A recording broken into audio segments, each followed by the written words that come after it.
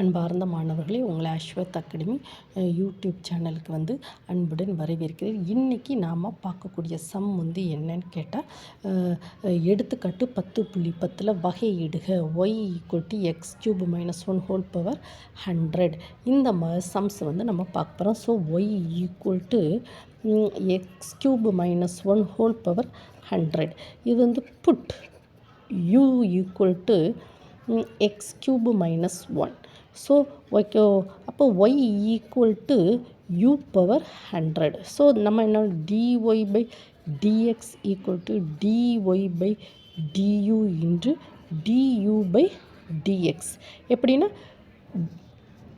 இங்கே பாருங்கம்மா, நம்ம y தான் நம்ம டிஃப்ரென்ஷியேட் பண்ண போகிறோம். அதனால் yக்கும் xக்கும் என்ன relation? dy/dx. Next so y goes to u. So dy/du. அப்புறம் u goes to x. So du/dx. So இதை வந்து டிஃப்ரென்ஷியேட் பண்ணிச்சுமே 100 இன்று u பவர் 100 - 1 இன்று du/dx என்னது? 3x² - 0. இதை நம்ம 3 × x² - 0.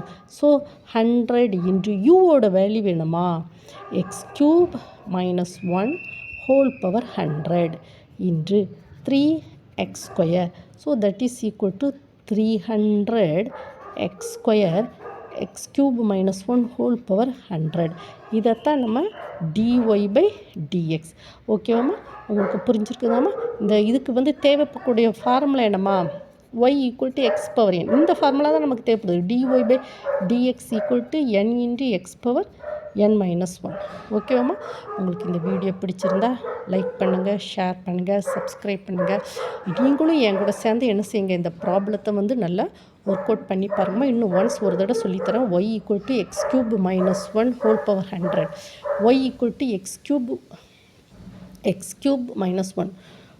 Put u = x³ - x. Put u = x power 3 minus 1. So y = என்னது? u power 100. dy/dx என்னது? dy/du into du/dx. So 100 into u power 100 minus 1 into 3x². ஓகேம்மா? இது சிம்பிளிஃபை பண்ணுன்னா இந்த மாதிரி ஒரு ஆன்சர் வருதுமா. உங்களுக்கு இது பிடிச்சிருக்குன்னு, உங்களுக்கு இது புரிஞ்சிருக்குன்னு நினைக்கமா. இந்த வீடியோ உங்களுக்கு பிடிச்சிருந்தால் லைக் பண்ணுங்கள், ஷேர் பண்ணுங்கள், சப்ஸ்கிரைப் பண்ணுங்கள். Thank you student.